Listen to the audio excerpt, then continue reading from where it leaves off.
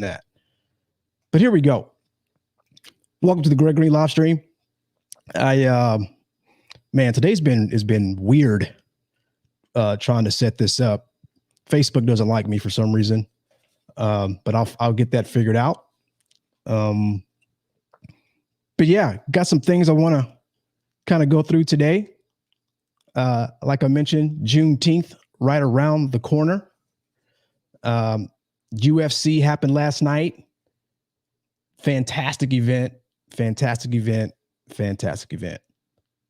I'll share with you what my favorite fight of the night was. Yeah, that's coming real soon. And then there was this weird, awkward return of a CNN contributor who got caught masturbating on a Zoom meeting. Well, he got fired from one place he worked for, but CNN, they just said, you can still work here. So, but that's whatever that is what it is. They can do it. They can hire whoever they want. I personally don't think the guy should be fired for that, even though it was a dumb move. But I just thought that the interview of him returning was really weird and awkward, and them talking about it. So I'm going to share a clip with that. And we're going to just kind of break that down and be like, what the hell? Like, what would you do in that situation? I want to know. So I'm waiting to see if my man is going to be able to come through. Because if y'all know Pete Spratt, well, I know people that know me probably know him. If you don't know him and you know me, well, when he gets on here, you'll learn about him. But I want to get his reaction to last night UFC event because, of course, he has been fighting for Pete's a fighter. He trains people to fight. He's an ass kicker. So hopefully I would love to get his perspective. I have a lot of questions I want to ask him about the UFC and mixed martial arts and his contribution to the sport, as well as what he's doing in that realm right now. We got one person watching. Appreciate you. I really do. We're gonna try to grow this thing with consistency. All right. So just hang with us. It'll be all right. I also want to thank, last week was the first time that I ever went live, and it was fun and it was an experience. And I got through it. I got through it. Then I'm back again. Right. I was a little, today was a little bit delayed because I was trying to figure out the whole Facebook thing, because I think the majority of people that follow me there. So I just wanted to provide access through that avenue, but for some reason that's not working. So I'm gonna have to figure that out. And then once that gets figured out, it'll be all set. But anyway, I just want to thank everyone who, after last week, whenever you start these things, there's always, the family and friend dynamic first, especially if you don't have anybody that's following you, right? So you send it to all your family and your friends and say, hey, I got this new thing going. I want you to just check it out and follow me. And, people go in and they do that. They take care of business, and they hit the subscribe option over on YouTube. So by the way, if you're watching this, no matter where you are, subscribe there. So I should be streaming. I don't think I'm streaming on Facebook right now, even though StreamYard is telling me that I'm streaming on Facebook. I don't think that I am, because I can't confirm it. I don't see it. I got my Facebook account open. I don't see me on there anywhere. I can't confirm that I'm on YouTube. When I go over to the YouTube, let's see. Actually, let me refresh this thing. And I'm just going to go ahead and play around it with this while I'm waiting for Pete. Excuse me. Yeah, I'm live over on YouTube. So that's confirmed. I got a weird looking thumbnail on there, but that's okay. One thing I noticed last week that I'm going to stop doing, one is saying a lot. So I'm going to try to stop doing that. The other thing, I was pushing and touching my glasses like constantly.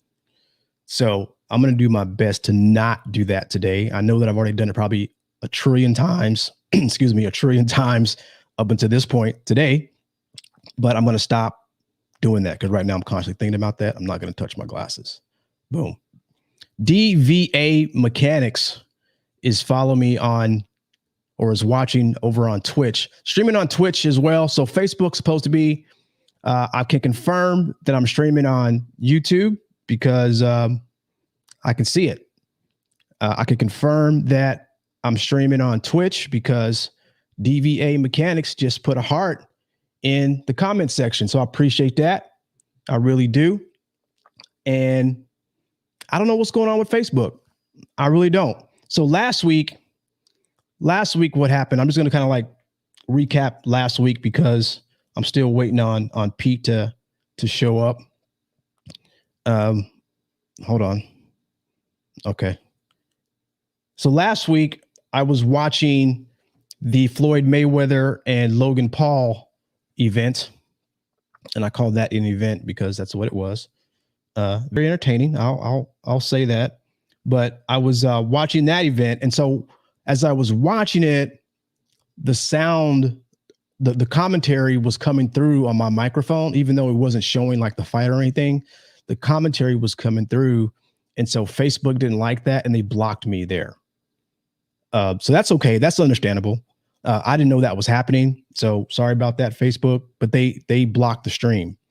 So I don't know if that means that I'm like suspended or something from streaming on there, because now when I'm using StreamYard and I select the option to stream on Facebook, for some reason it's not going through. Is there anybody there on Facebook watching? I don't think there are. Got a second person just join the live stream. Feel free to throw in a comment. By the way, as we kind of go through this, we're going to, anybody's welcome to join and be a part of the conversation. So all I got to do is send you a link. You put in the comments, hey, I want to join and talk about, whatever we're talking about today. If you want to offer your perspective on that, just let me know. I'll send you the link. Just follow the prompts in the StreamYard app there. They'll put you in the green room. I'll be able to see you on my screen here, and then I'll bring you in the room. So right now I'm just waiting on my man Pete Spratt to get set up, because we're going to talk UFC. But anyway, yeah, they Facebook blocked me last week, and like I said, that's cool. I was the commentary from the Floyd Mayweather Logan Paul fight was coming through the broadcast, and so they didn't like that, and so they blocked it. And they sent me an email, or they sent me a message through, I can't even remember if it was through Messenger or if it was to my email account, but I was trying to, figure out if there was any action that I needed to take to resolve that. But it's not working right now. All right, I think Pete's here, but it says his device got disconnected. Let me just message him real quick. I usually edit this a lot later, so I don't really worry about these moments where I have to like connect with people and talk to them. I just kind of take my time and get all that stuff figured out. Because again, not that many folks are watching right now, but whenever I do some clips and put it out later, I can just edit the footage and it looks just fine. So bear with me as I wait for my guest to join. Looks like he was in there for a second, but then something happened. So I'm just going to see if I can figure out what's going on. Oh, here he is again. It says his device is not connected. Let me try to add him. See if that works.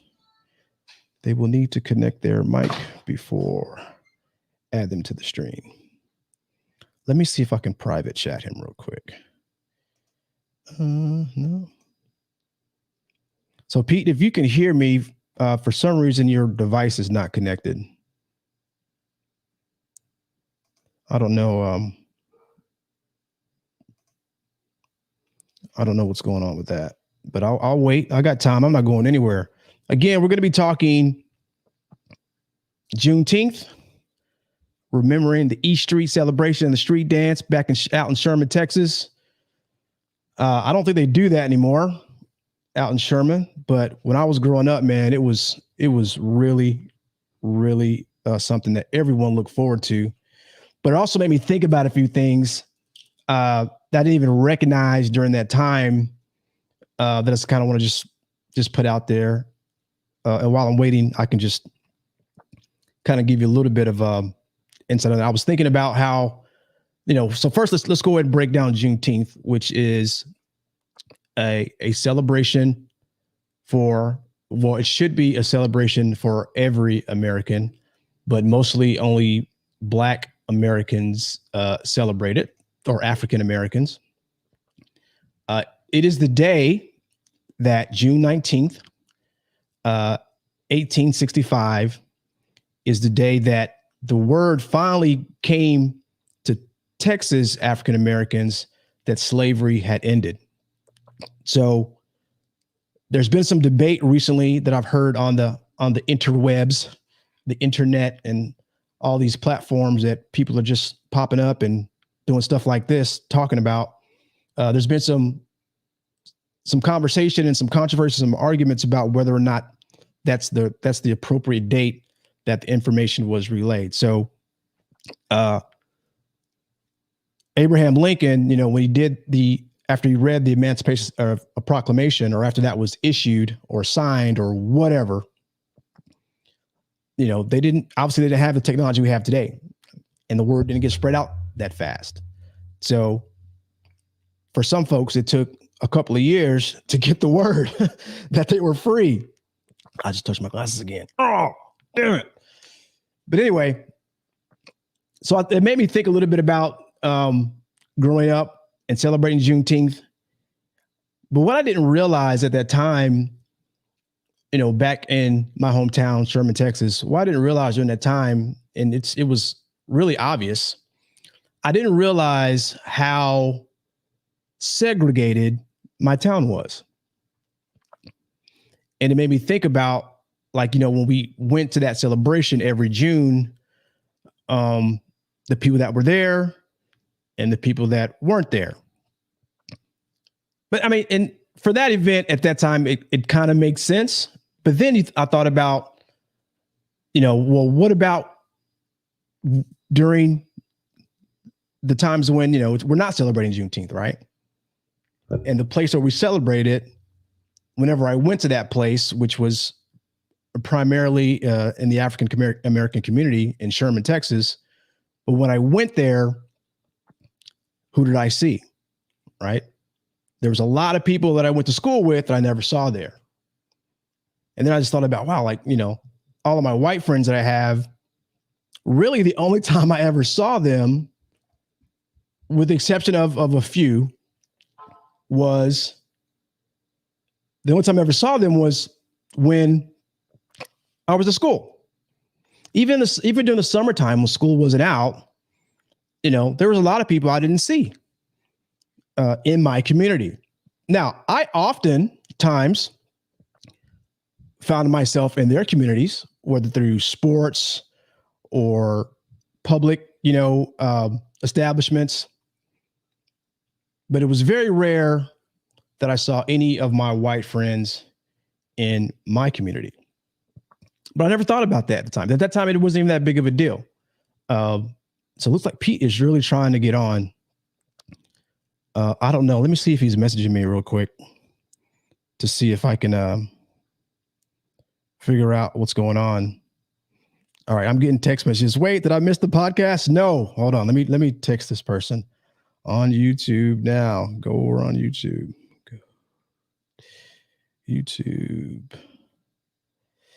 I'm live right now. Go to YouTube. YouTube. I'm live right now. All right. So anyway, those are the kind of things I was, Juneteenth makes me think about this year. It's going to be this Saturday, June 19th. I'm debating right now whether or not I'm going to go home to Sherman or just stay here in the Austin area, as they have a lot of great events happening this weekend in Austin and Round Rock, Texas. So I'm just trying to figure out, if I want to go home or do I want to just stay here and spend time here. I don't know what's really going on back in Sherman, but I want to find out. I'm still thinking about that. It would be great if I can get some of my friends from Sherman to come this way, but we'll see. We'll see. We'll see. All right. Pete's got two things going here. He's trying to get on here. Let me message him real quick and to see if there's anything I can do to figure this out. Okay, there's his message right there. He's messaging me right now. With Mike and Cam, for some reason it won't let me. Are you using your phone? Give me 1 second.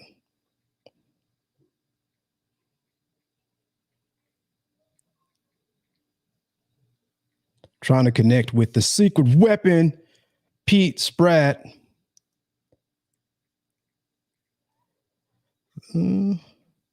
He's having some technical difficulties as well. Hey man, I appreciate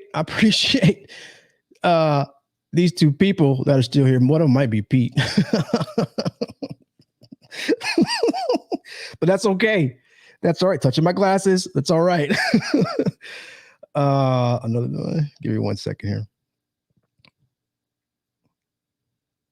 So yeah, gonna talk about Juneteenth, gonna talk about the UFC, and then this weird guy on CNN that just did something really stupid. So just bear with me here. I'm going to wait and see what Pete's doing. He's typing right now. Phone. That's weird.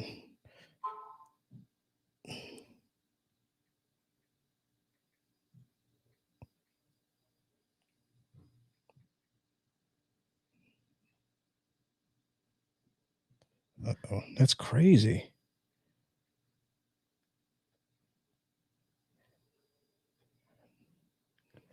I can see it coming on. Device is not connected. Can you hear me? I'm asking him if he can hear me on the stream because I can see him there, but it's just not connecting to his instrument. Oh, he said, yeah, he can hear me. So yeah, man. So I'll stop typing in. So I see that it says your device is not connected. Are you allowed to type in the, well, actually he can't type in the chat until he joins the stream, I think. I can see like the little box that I see when someone comes into the green room, but usually I can see like your picture or I can see your video cam in there, but I don't see you right now. Okay. All it says is your device not connected, which is weird because I can see you there. So that means it's connected to something. Oh, we got a third in the room. Thank y'all so much for coming. I was going to say, man, thank you to the 14 people that subscribed to the channel last week. Last week, I had 0 subscribers. This week, I'm up. Let me see what the count is right now. Wait a minute. What's going on? That's not right. Hold on, let me get rid of all this other stuff on here. All right, Pete, I'm waiting on you, bro. I still got you. I know you said you're trying your browser, so I'm standing by. I'm in no rush, man. Take your time. Take your time. Let's see here.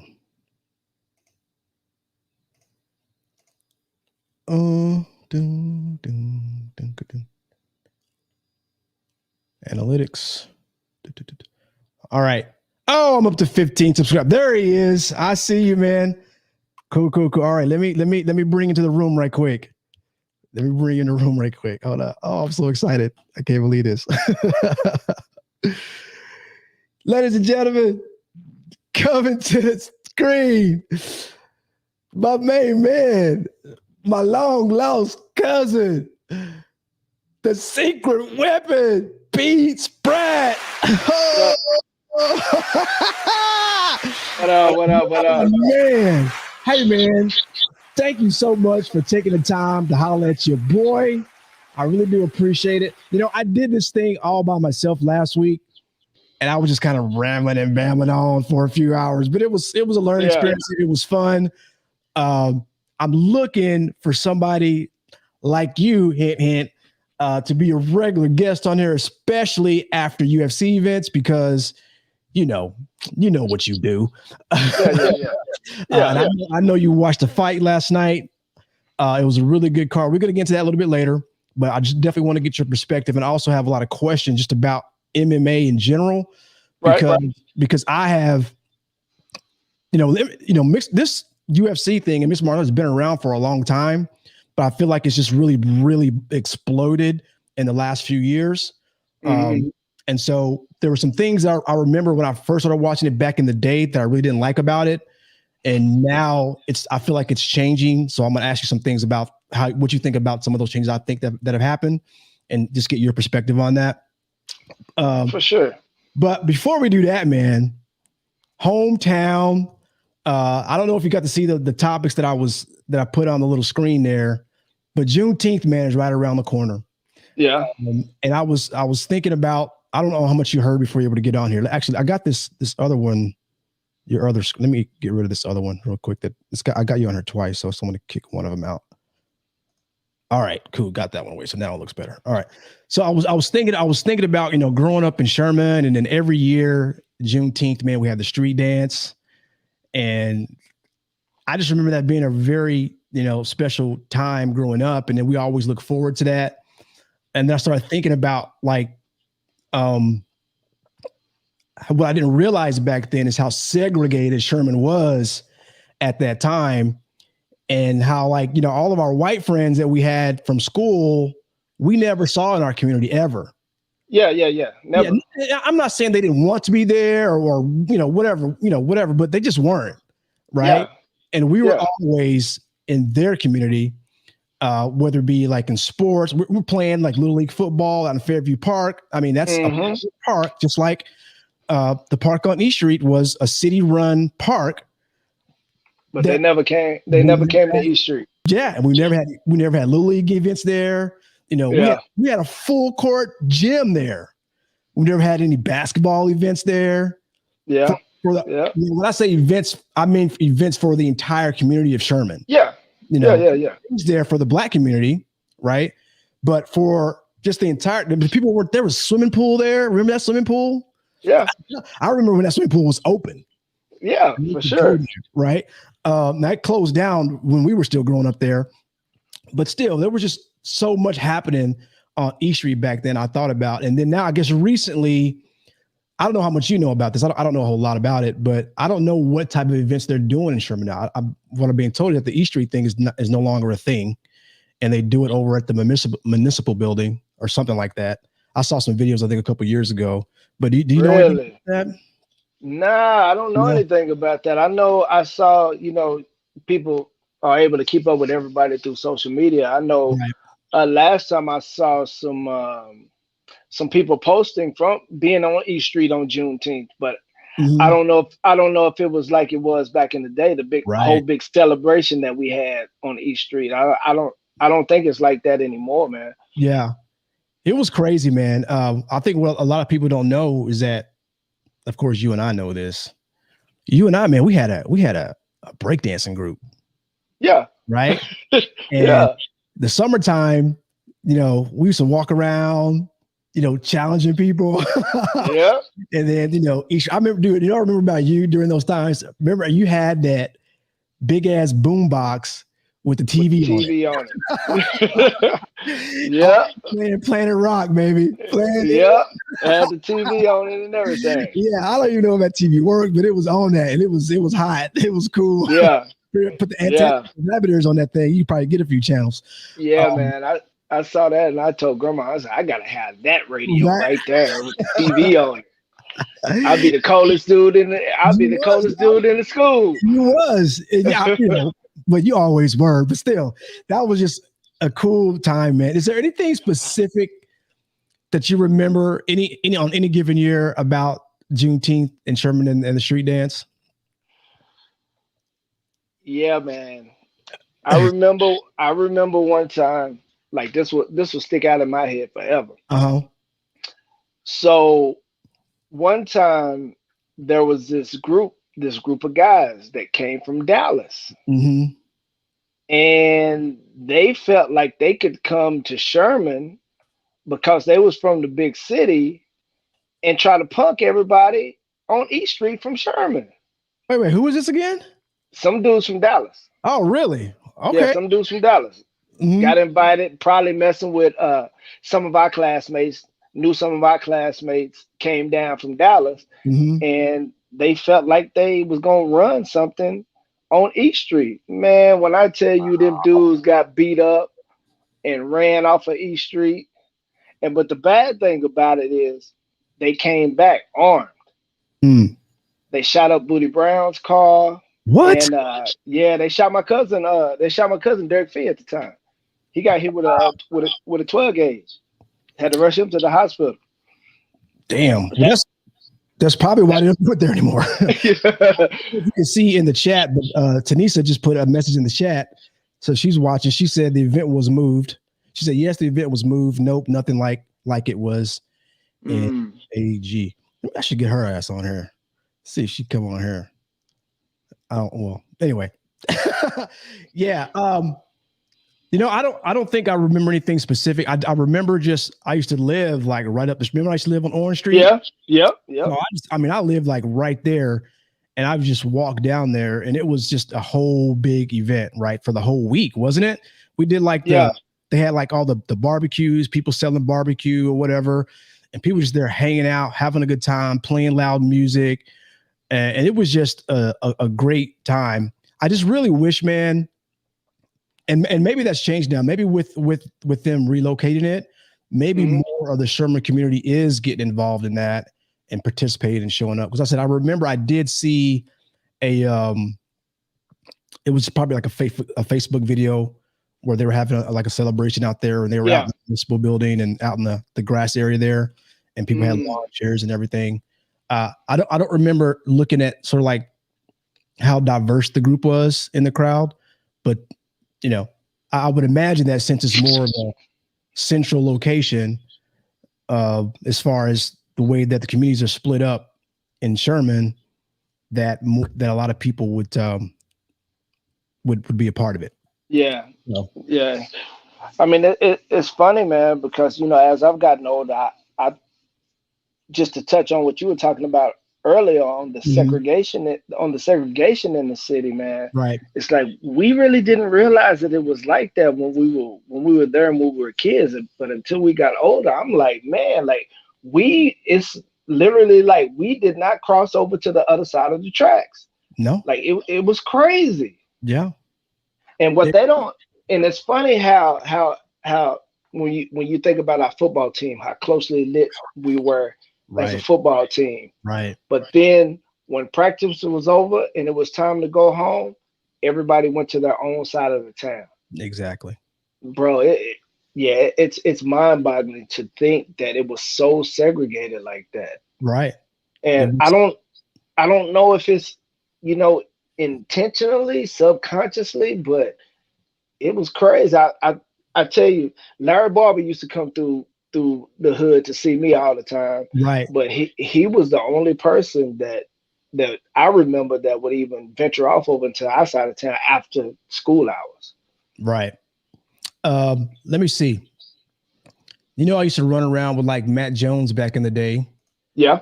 He was really until like later on. And then of course, me and Chad Cole went to the military together.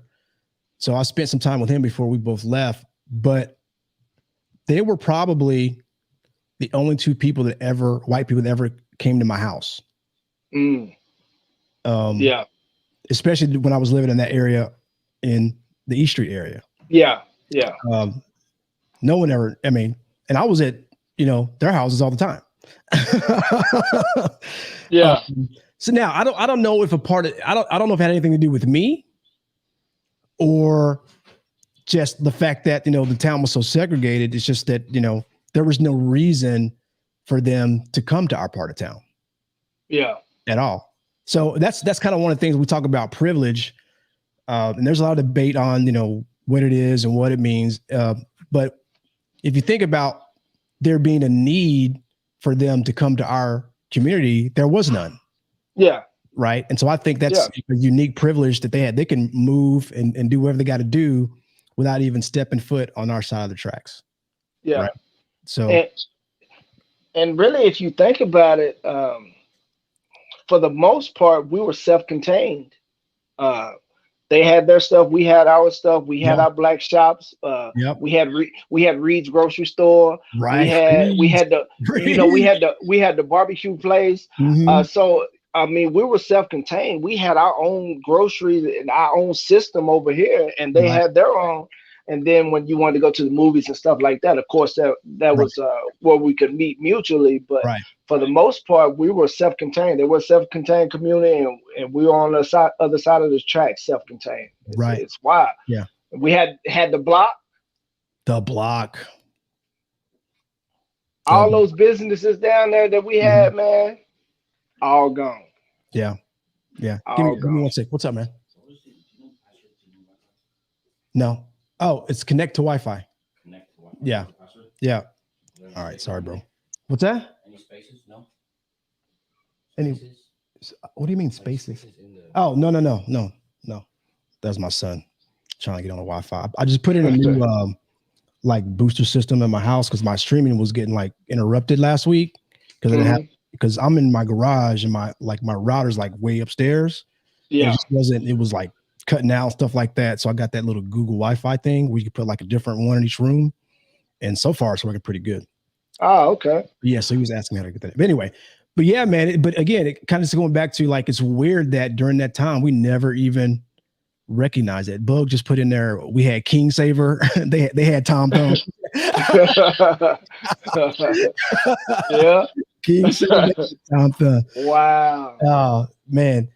But again, yeah, it's like, that's just kind of how it was. Right. Yep. And we felt like this was like modern times, the schools weren't segregated anymore. But if you think about it, right there on E Street, that's where Fred Douglass was. So back when the schools were segregated, that's where our kinfolk went. Yeah. Our parents went to that school. Yeah. And you see how small that is. It's crazy. But yeah, it's still there, right? I think it's still there. I think so. Bug, give me a verify on that in the chat if Fred Douglass is still there, and then what are they doing with Fred Douglass? What's going on at Fred Douglass? Now I remember Fred Douglass as like a baby. I was talking to a friend recently about turning 50, and then I was talking about like my earliest like memory of just being able to just remember anything, right? And it used to be when I had to be like 3 or 4 because it was before kindergarten. It was a daycare center.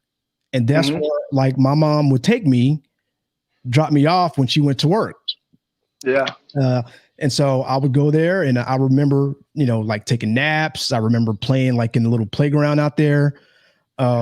And one of the things that sticks out in my head was the first time in that playground as a little 3 or 4 year old, I saw an albino squirrel in a tree. Oh, wow. Yeah. And it was, I don't know, that's just like, well, okay, but that's just what I remember. I still ain't seen one of them. Yeah. I haven't seen one since. So with that, let me ask you, it's not even on top, but you hear me, I'm just going to chop it up, dude. You let me know if you got to go. Let me know. Yeah. You turned 50 back in January. Can you remember like your earliest memory ever of anything? Just any random thing that you just remember from being like a baby or a 3 or 4 year old? Do you remember the barbershop that used to be on East Street? So right there where the pool is. There's the drive to get in to the pool, right? Well, just to the left, there was a house right there. It was a barbershop. Yes, I remember that barbershop. I remember getting my first blowout kit at that spot. Boy, when I came out the barbershop, the wind was blowing. I could feel the wind on my scalp for the first time. Man, it was crazy. But yeah, that's one of my earliest memories, man. I had to be, I don't know, 5, 6, 7, somewhere off in there. Because we was all little nappy head kids. Right. And so then yeah, I remember I went to Jefferson in kindergarten. Where did you go to kindergarten? Jefferson. Who do you remember who your kindergarten teacher was? I think it was Miss Graham. Ooh. I think Miss Graham was my kindergarten teacher. You know what, man? Because for some reason, in my head, my teacher's name was Miss Gordon. But now that you say Graham, that might be it. Yeah. Do you remember what she looked like? I'm trying. I remember. I want to say she had like a bowl cut though. Yes. Yeah. Yes. Yeah. That was Miss crazy. Graham. That's crazy. Yep, that was Miss Graham. I didn't even know it, man, bro. Yeah, had like a little bowl cut. Yes. She have glasses? Yes. That's her. Yes. That's crazy. Sure did. Looked like the chick on the cartoon, Scooby-Doo. Oh, not Daphne. What's the other one? Velma. Thelma. Thelma or Velma? Thelma, one of them. But that's who she remind me of. That's crazy, man. So Bo put in the chat, she said that it's still there. It's Head Start only. So I guess they're doing Head Start. By the way, can you see the chat on your end? I can't. You cannot? Okay. Mm-mm. I just want to see. I don't know if she's gonna jump. She said she's in her car, so she can't jump in. That's cool. But yeah, man, again, I was just thinking about Juneteenth. Out here in Round Rock, they have this really cool event that they do every year. They ironically have an Old Settlers Park here in Round Rock. Wow. It's called Old Settlers Park, and it's like compared to the Sherman Old Settlers Park when we were there. I'm not sure how it looks now, but when we were there, this one is just like that one on steroids. It's where they have all like the little league baseball games. They got girls playing softball now, of course. I think that's the way Sherman's is. I think Sherman's is a bunch of fields and stuff now. Yeah. Well, I mean, we used to play, little league football games there growing up. But Fairview is at Fairview Park, and we played at Old Settlers sometimes too. Yeah. And so, like I said, they have like intramural like leagues. People come play soccer, and there's a big Indian community here, and they go out there and they play cricket. So this is a really big part. But every year they do a Juneteenth event, and they usually have some sort of like washed up superstars that come through. So this year they're gonna have Montel Jordan. Okay. I'm gonna go check. It's free, so I'll probably go check it out.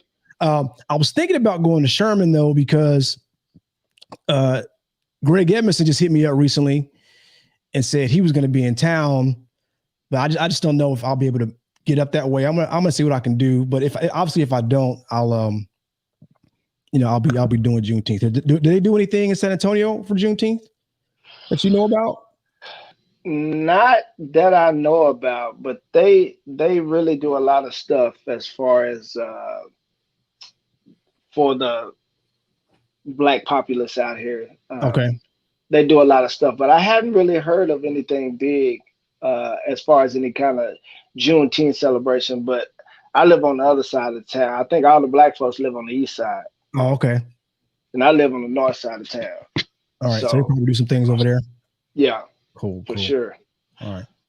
But yeah, man, I wish if East Street was as big as it was then, man, I would have no issue just hit the road and going up there on the weekend just to check it out, see some of our old friends and just kick it and hang out.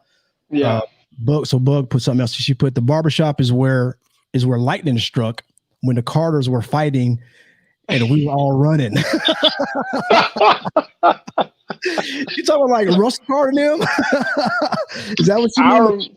I remember when he jumped inside of somebody's sunroof, just broke the glass out. He was all on top of the car, just jumped in the sunroof. Whoop somebody's ass on? Yes. Yes. Yes. That's crazy. I used to see him a lot on Facebook. I don't see him as much on Facebook that much anymore. Yeah, me neither. I know he hit me up a couple of times because he was going to go do a security gig when all the storms had hit Louisiana. Oh, and okay. he was going to go to New Orleans, but he had to pass a PT test. So Ah, he hit me up for some workout advice and training. stuff. But I never heard nothing back about it though. So I don't know if he went or what. But the last I knew is he was doing a lot of security gigs. Okay. So she just put in here that I guess Snoop Dogg is going to be in Ardmore July the 4th. That sounds like fun. And she goes, as far as I know, nothing planned for Juneteenth here in Sherman. That is a damn shame. Yeah. Snoop. Oh, since we cousins, he might be your cousin as well. Me and Snoop are cousins. Snoop? Yep. Like Snoop Dogg? Yeah, Snoop Dogg. Did you find that out through? No, I found that through my sister. Wow. Him and my sister, like every year at the family reunion in California, in LA. Wow. Well, you need to get out there and hit that sometime. Yeah, I know, man. Yeah. You need to hit that. So, but him and I are cousins. Wow. So that's another thing I want to talk to you about. Maybe not today, but I want to talk about like just your commitment to fitness at at our age. I have another good friend. He's a music producer, and he's going to be 50 in October, and he is just like ripped and just like vegan and just really big in the so it's kind of rare that when you hit our age group, it's just like not a lot of people out there getting it in. Oh man, I was gonna save this for later, but I needed to practice. What I was gonna do, because I wasn't sure if he was gonna come in, but I was going to try to do an imitation of get up, get out and grind thing that you do. But I wanted to practice it, but I might save that for next time you come on. That's what's up. Every day, bro. I really do, and I love it. It's great. It's great. Appreciate it. I do miss Bob, bro. If I find the filter, I'm gonna bring Bob back.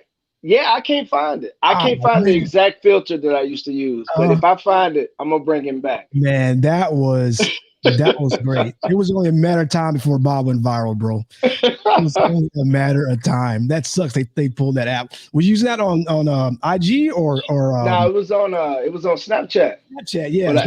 But I haven't been able to find that exact filter yet. Right. But as soon as I find it, best believe I'm downloading it, and Bob is coming back. He's gonna make a comeback. Yeah, you gotta put that like on lock somewhere where those go away, because that dude is just like. I just got some notifications like your post from like 2 years ago. Your oh, did you? They sent me a bunch of Bobs. Right. I'm like, yeah, I got to get back on it. That's cool. Well, all right, man. Let's go ahead because it's almost 10. So let's go ahead and get to the UFC, man. Let's do it. It was. Oh, I just found the chats. Okay, I see Bud. All right. Okay. So he's back. She's talking about Russell. He's back. She had recently returned. Oh, okay. I don't know if she's talking about him or somebody else. But yeah, man, really good card last night. I was telling you when we were texting yesterday that during COVID I've really been like honed in on UFC just because it's like when the pandemic hit, that was like one of the organizations that really tried to keep it going. Went over to Abu Dhabi. Am I saying that right? Yeah. Going over there and doing those events there. So yeah, man, I love Izzy. I love Kamaru. I love the heavyweight champ. Ngannou. There's a lot of other fighters I like too. So let's just specifically talk about last night's card. And I want to kind of just focus on the three last fights. Okay. But you know what? But I can't forget about Jamal Hill. Yeah. That was like, yeah.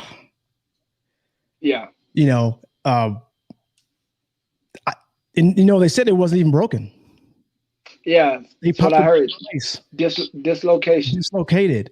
But has anything like that ever happened to you? Like with any like arm or leg? Because Chris Weidman had that thing a few weeks ago where he kicked that dude and cracked his leg. It's just freakish, Or have you seen it with any of your fighters? I've never seen it live. But I will tell you, when I was in Australia fighting this guy, Mm-hmm. I had no idea who he was, right? Right. So me, being from Sherman, when I started this fighting thing, first thing I did when I turned pro was I got a passport because I was like, you never know when an opportunity to leave the country is Right. going to happen. So I'm Mm-hmm. going to have a passport just in case something Right. happens like that. Well, sure enough, I get a call on about a week's notice to take a kickboxing match in Melbourne, Australia, Mm-hmm. and they was like, "Can you come next week to Melbourne and fight?" I'm like, "Where?" he, said, he said, "Melbourne, Australia." Uh-huh. I'm like, I don't even care who it is. Book my ticket. Right. I'm going this I'm for the like, visuals. I'm like, I'm out. I don't even care who it is. Right. Right. But little did I know, this guy was probably 5'6", maybe. So what weight were you fighting in at that time? You I remember? fought him. I fought him at like 155. Wow. Yeah, it was a tough cut for me. Uh-huh. But like 155, I fought him. So I'm looking at the dude, I'm looking down at him at the face off. I'm like, oh yeah, I'm gonna kill you tomorrow night. Uh-huh. So I go in, right, thinking I'm gonna kill this dude. He is the one, his name was Mike Zambides. He's from Greece. Uh-huh. He kicked me so hard. This is the hardest I've ever been kicked in my life. He kicked me in my legs so hard, I swore he drove a railroad spike into my thigh. I was like, of course I can't let him see it, right? But Right. I was like, in my head, I was like, oh my God, that hurt. Don't do that. It hurts so bad, man, Mhm. so bad. So now immediately I'm thinking in my head, okay, that's what we doing.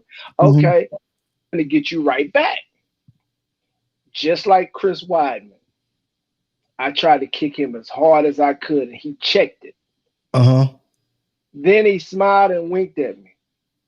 And then in my head, I'm like, oh my God. So, so now I'm on bad legs in the Look at first. Bug. Hold on. Look at Bug in the chat. Look at Bug in the chat talking about did your ass win. He's telling a story, Bug. Let him get to the end of the story. Oh shit. What has happened? No. All right. Something happened. Pete got cut out. That was going good. Oh man. Wow. All right, we gotta wait a second, Bug, because we gotta you home yet? Because I'm about to bring you in here. I'm about to send you the link and bring you in. Where you at?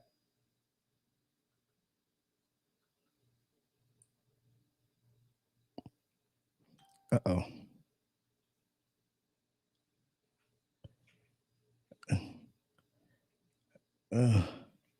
You went out. Let me just send him a text. We're kind of been chatting on Instagram. I don't know if this works better for him. Mm.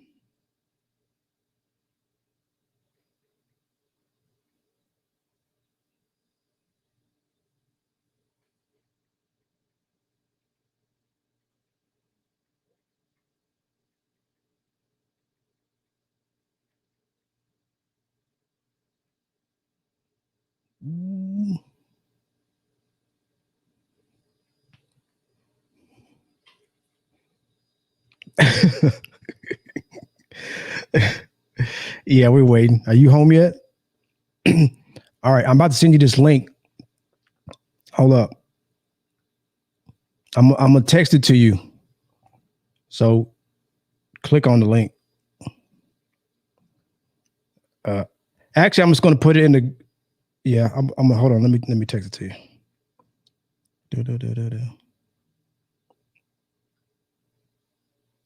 Oh nope.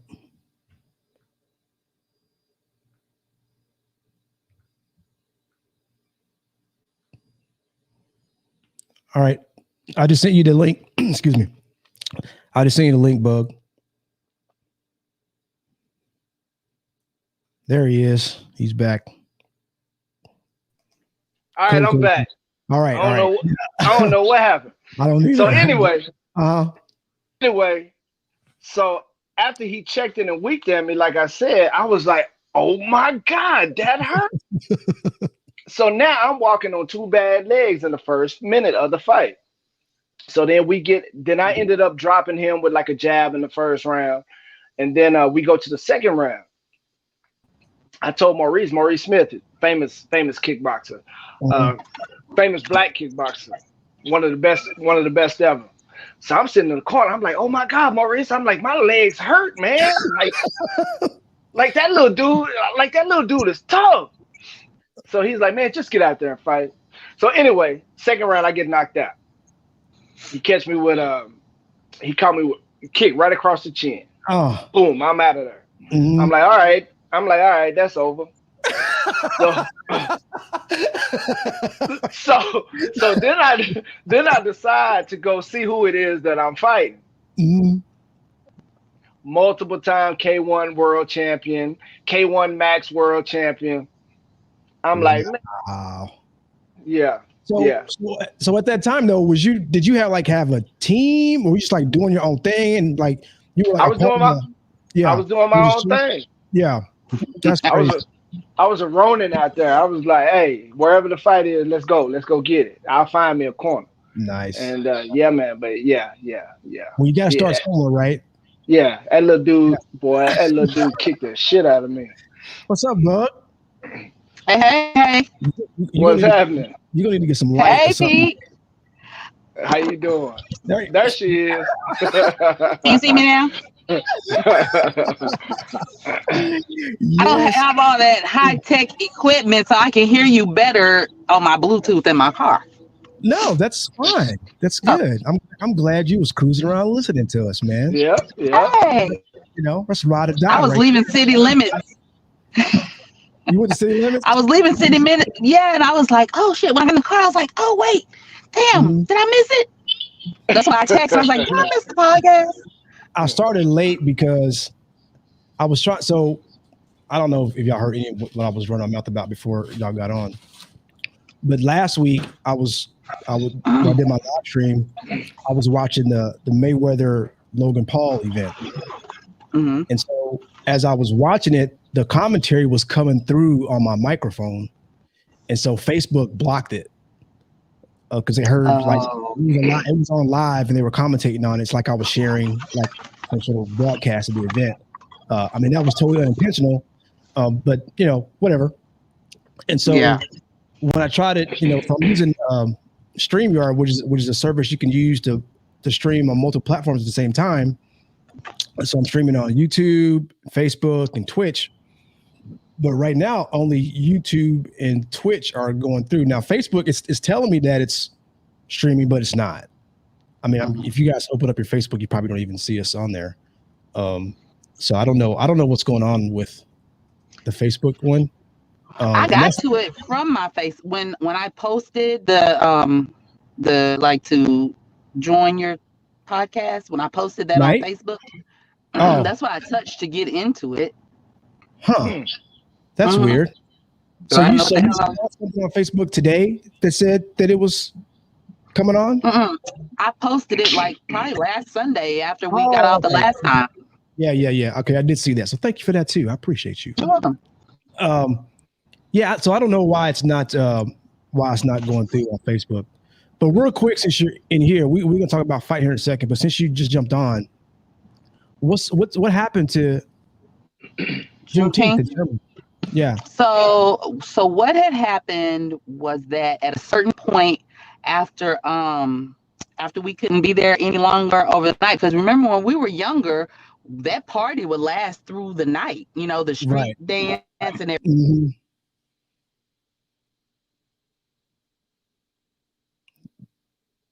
Mm-hmm. Your mic is not on. We can't hear you.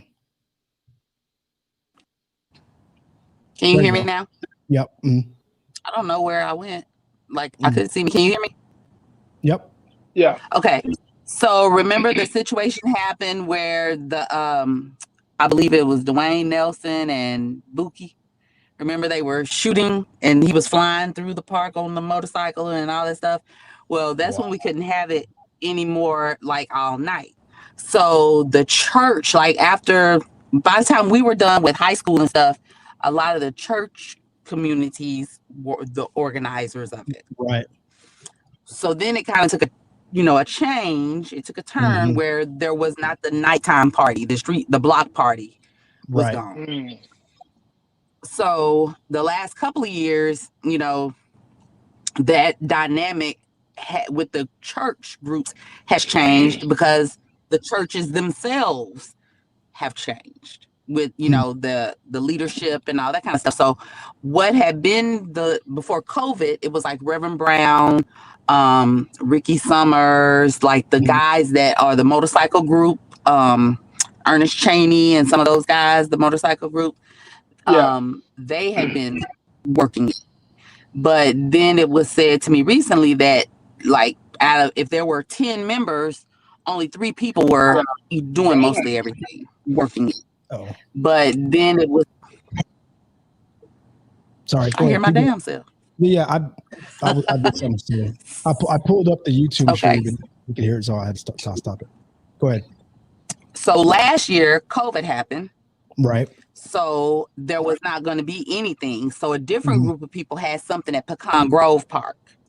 So I don't know if those people are still trying to do something at Pecan Grove, but as far as I knew, like just the beginning of the year, there had really not been any plans because you really didn't know what was going on with, mandates with wearing the mask when the, states opening back up, all that kind of stuff. So nothing is, I asked one of the guys that was a part of the planning committee. I asked him last week and he said there was nothing planned. Wow. Yeah. That's sad. So a disconnect, a major disconnect. So when was like the last event that you went to that you remember going to? Was it at the municipal building? It would have been in 2019. 2019. And you said, I was look at you, what you put in the chat, and you said it wasn't very diverse at that time. At that time, no, it was mainly us. There were like a couple of people, like I had like the Women's Rock mobile unit out there for breast cancer awareness. Then there was like a lady she's from like Nicaragua, but she does a lot with the Latino community, and she shows up. If she knows about it, she's going to be at the event. Right. So she was there. A couple of Hispanics, but they're mainly like how like I think you guys mentioned earlier, like there would be somebody frying fish. Different people with different booths. Back in the day.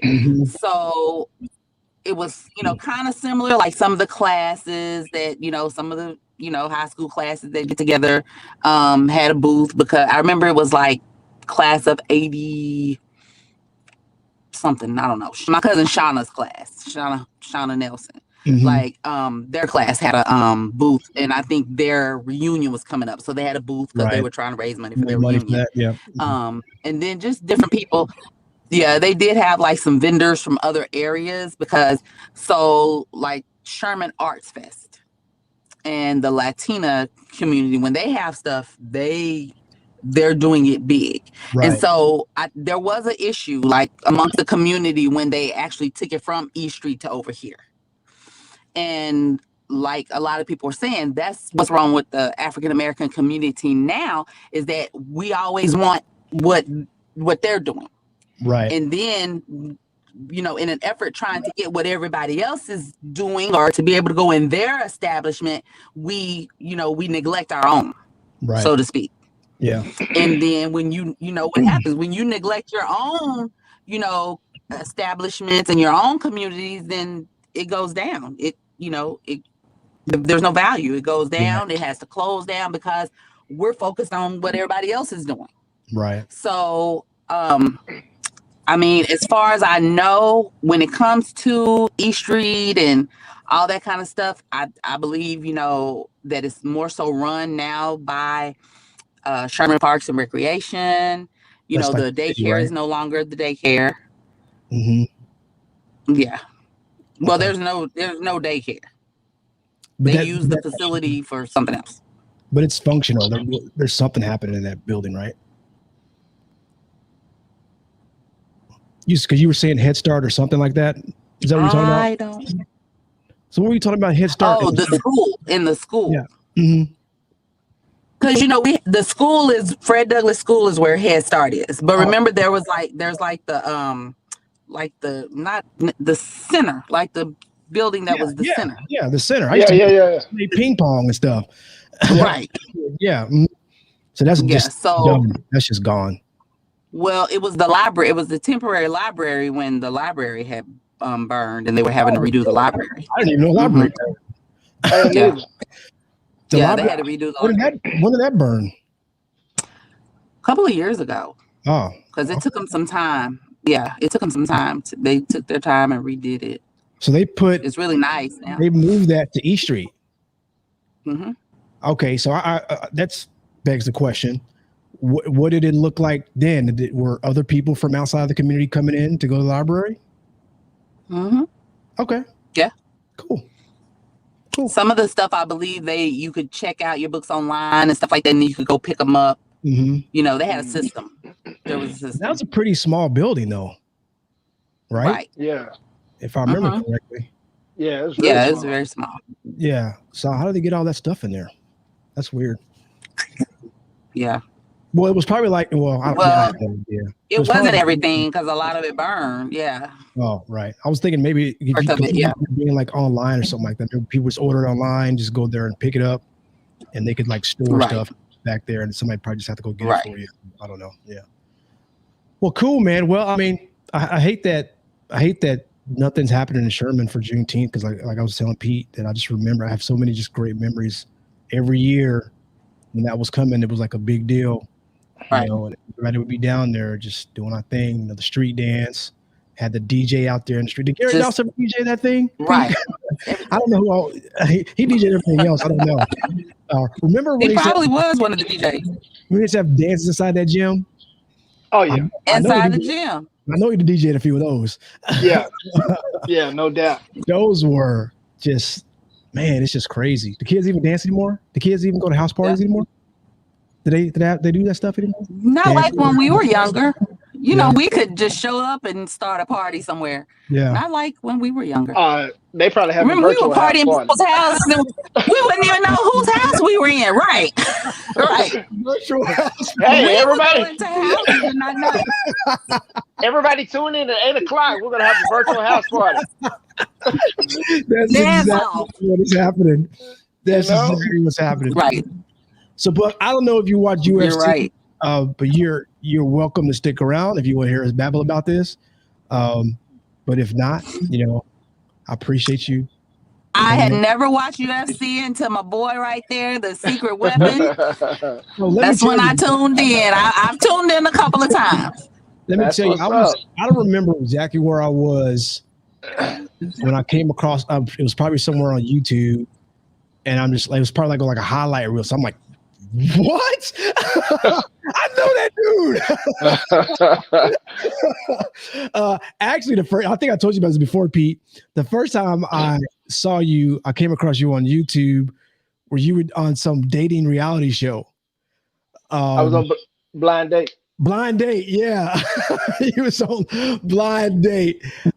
And I remember like I know that dude. And then, I remember like y'all was in the restaurant and y'all was doing something and they was out bringing out drinks and somebody was just trying to say, Pete don't drink. He ain't gonna drink that. And you was like, yeah, I don't drink. I said, for real. For real.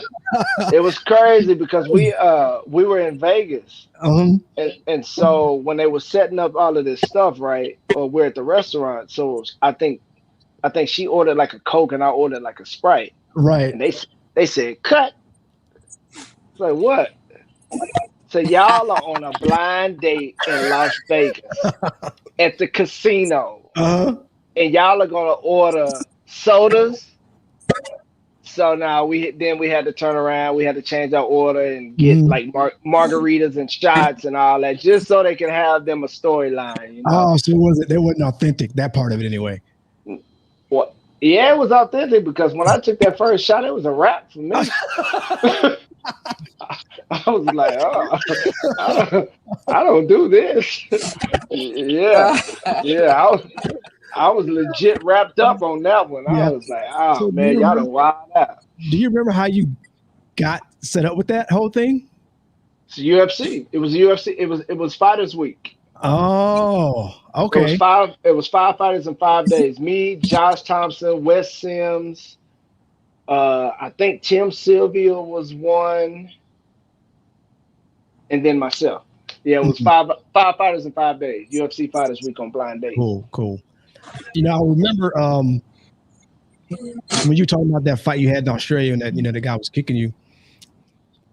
I remember the first time I heard Joe Rogan mention you on his show was he was saying how, or maybe it was GSP was on there, and you fought him, right? Yeah. Did you? Yeah. And I think Joe was asking him, who's like the person that has ever kicked you the hardest, and he said you. He said Pete Spratt. Yeah. So the second time I heard Joe Rogan mention you was a lot more recently. Was when he was talking to I think it was a referee who was a fighter pilot or something like that. Yeah, Mark Smith. Yeah, he was saying that you were telling him about somebody being in the Air Force or flying airplanes. He said, yeah, Pete Spratt sent me a text and I was like, damn, Pete got Joe's number like that. Yeah, man. Wow. I've known Joe since, oh gosh, when did I meet him? Had to be like 08, 09, somewhere off in there.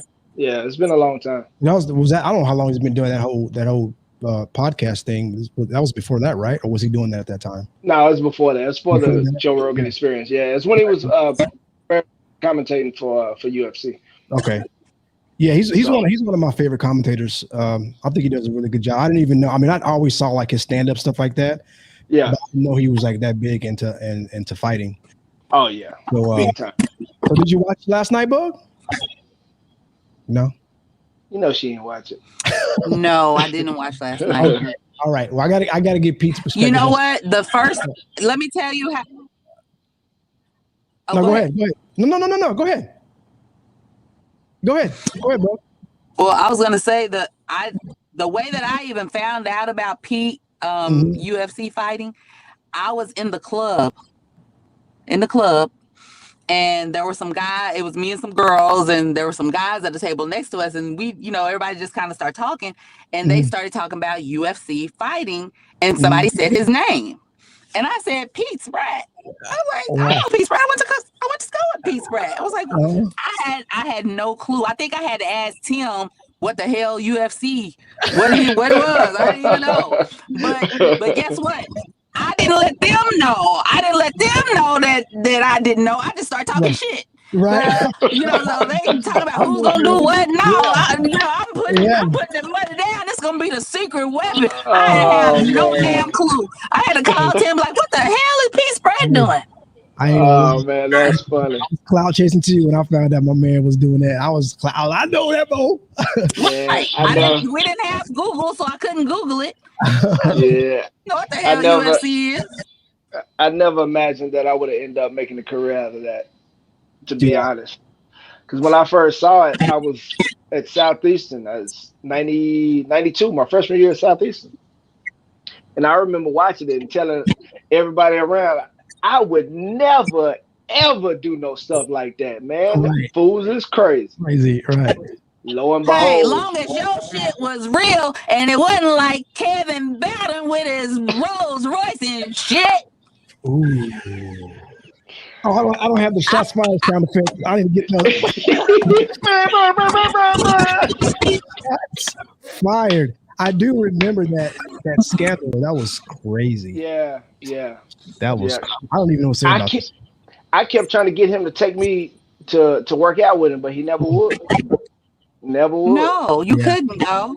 You couldn't go. See, I remember though, like he would like come home and like be all scratched up from fighting. Beat up. Yeah, he was whooping his own ass. Yeah, and so I was like, because I used to hang out with Kevin a lot, and he wore the black paint to school.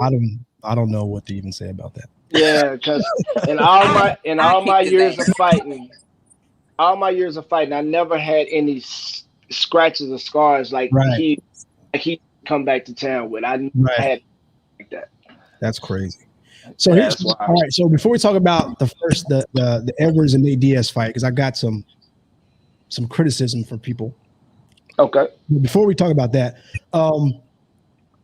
one thing I didn't like about UFC when I first started watching it is there was a lot of.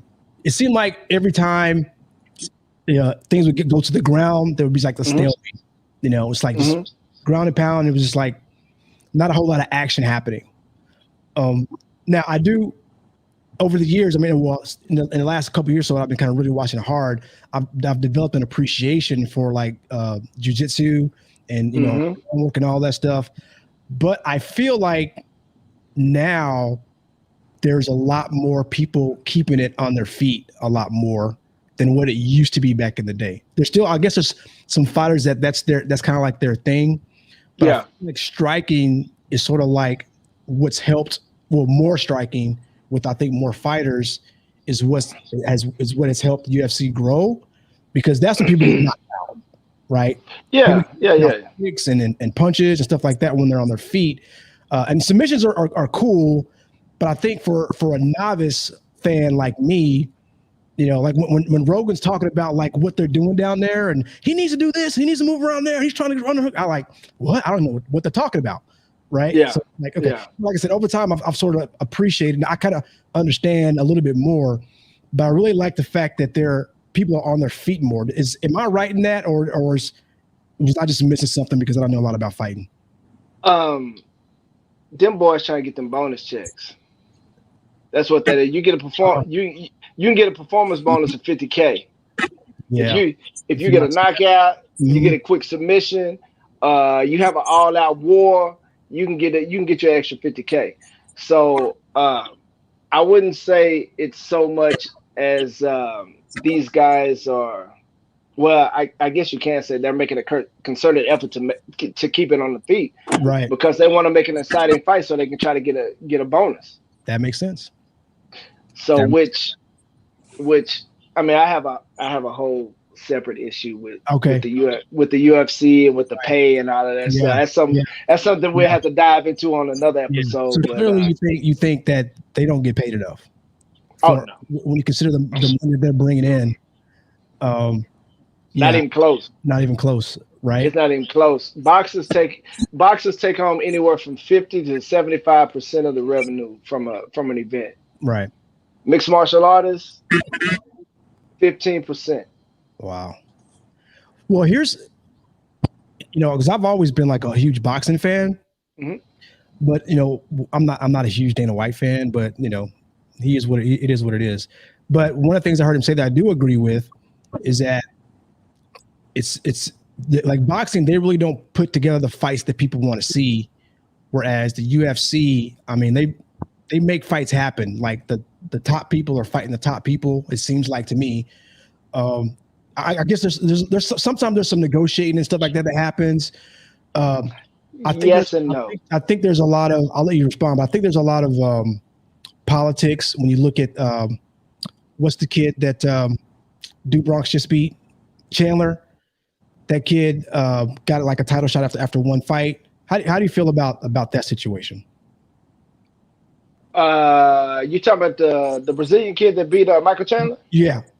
So Chandler fought. He came to the UFC. I mean, obviously he was in Bellator or wherever else he was. Yeah. Right. Yeah. He's a champion over there. But they come to the UFC, he has one fight, and then after that, he gets a title shot. Well, there's a lot of people that there's Gaethje in that weight class, and a lot of others. He's had a shot at the title in the interim, Gaethje. So yeah, that's not necessarily an argument there on him not being in position, because he had the interim belt. And then he fought Khabib when Khabib came back. So he had his title. He had his title shot. In regards to Chandler, I'm just gonna touch on kind of what we touched on earlier. Privilege. Right. Privilege. But to be honest, I mean, he was a world champion in Bellator. But the structure of the sport is messed up. So if you look at boxing, if you look at the world rankings, every boxer is ranked in the world rankings. And then with the different organizations, WBO, WBA, IBF, WBC, they have them ranked with those specific organizations, right? But all the boxers have a ranking. Now, if you look at mixed martial arts, it's not set up like that. You have UFC belt, you have the promotion, and then you have all the fighters that the UFC rankings. Then you have the same thing with Bellator. You have the same thing with ONE FC. So it's not all merged as far as rankings. Yeah. So if you really look at it, I mean, everybody says, or they like to think, the UFC likes to think, because if you look at the casual fan, when you talk about the stuff that I've done, they say, oh, UFC fighting. It's not UFC fighting. It's called mixed martial arts. Right. The UFC is promotion. But the way they have branded it, and with the notoriety that they've gotten as being like kind of the first-ish. I mean, because you had Pride and Shooto Boxing and all those promotions over in Japan. But with the American based, with the UFC started by Brazilians, but the UFC has branded it to where if you're talking about mixed martial arts, people always refer to mixed martial arts as UFC. Yeah, it's kind of like Kleenex. Yeah, right. It's tissue, but everybody calls every tissue Kleenex sometimes. Yes, Kleenex exactly. Yeah. Okay. Exactly. But yeah, I mean, because really what they're doing is technically it's illegal, but we're trying to get this thing passed in Congress to get the Muhammad Ali Boxing Act to include mixed martial arts. So now you can change the whole scenario, and then these mixed martial arts can get paid and they won't have to complain about money. That's cool. But now going into boxing, in boxing, they can put the super fights together that they want. But you also each promotional belt you have to face a mandatory within a year of getting a belt. It's you can fight whoever you want to, but when the WBC says, all right, it's time for you to fight the number one contender. Right. You either fight the number one contender or you give up the belt. UFC doesn't. Well, mixed martial arts, they don't do that. They'll create a title, which is interim title, just so they can sell pay-per-views by saying it's a title fight. Yeah. So wait, explain to me what that really. I have had a hard time understanding what an interim title is. So that you're saying that's when a person doesn't want to fight somebody, and they'll slide somebody else in to have a fight for the title, or two people in for a fight for that title. Is that how that is? Yeah, pretty much. Yeah, it's not necessarily that. I mean, there could be several issues on why the champion isn't fighting, but in mixed martial arts specifically, it's just like Conor McGregor. He held up the belt for a long time because he didn't want to fight. But he still keeps it, right? Or no? So no, technically they shouldn't. He should. Okay. But he held up a division for 2 years because he didn't want to fight. Right. So they created these interim titles. Well, really, if you don't want to fight, you strip him and give somebody else the legit title. Right. You don't let him just hang on to the belt because he don't want to fight nobody. Yeah. You strip him, give somebody else a shot at the title, and then if he want to come back and fight for the title, then he can come back and fight for the title. Yeah. Now, one thing I hated was that whole BMF thing. That fake belt that was like that was to sell pay-per-views. Yeah, and it's weird because it's like it's almost like professional wrestling. Like they got all kinds of belts in professional wrestling, you know. That's pretty much the format that the UFC is running on. Yep. It's mixed martial arts is not a sport. It's entertainment. Right. just like that exhibition that Floyd had. Yeah, It's technically entertainment right now. that's until they get some legal stuff in order. mm-hmm. What they're doing is entertainment. That's why these guys keep complaining about the way they're getting paid. You got a YouTuber that can go make 20 million. Yeah, doing a boxing event. That's crazy.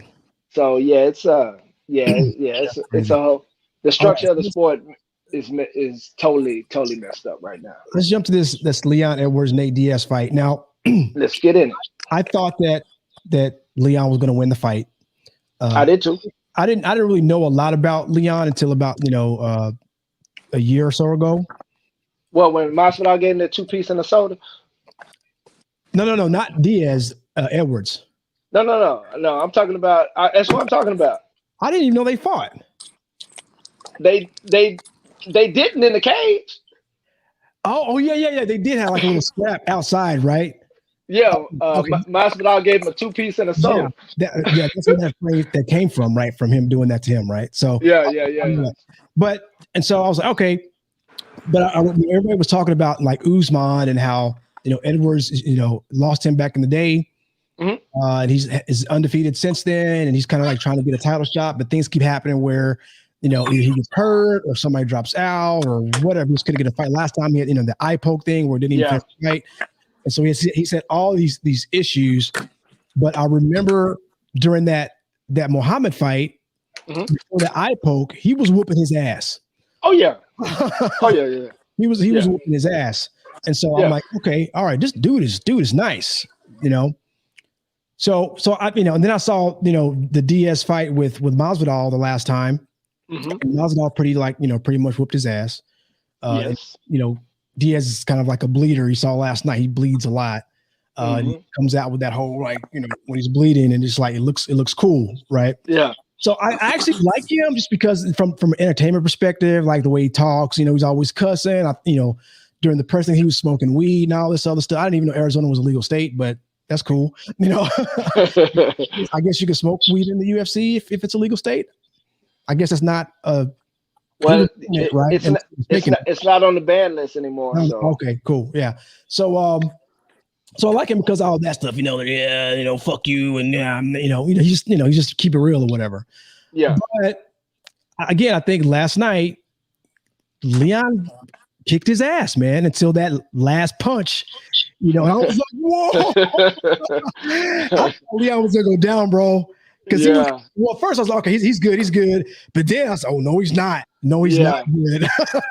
That was crazy. I think where Nate fucked up was when he first caught him. I don't know if you noticed it, but he started pointing at him and like, oh yeah. Every time he catch you with a good shot, he does that. Yeah, when he should have just kept hitting him.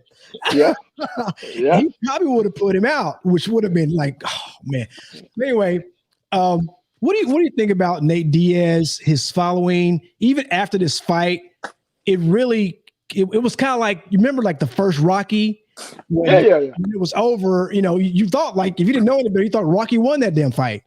The first Rocky won, he lost that fight. Apollo Creed won that fight, but it was like the people's champ type of thing, right? Yeah.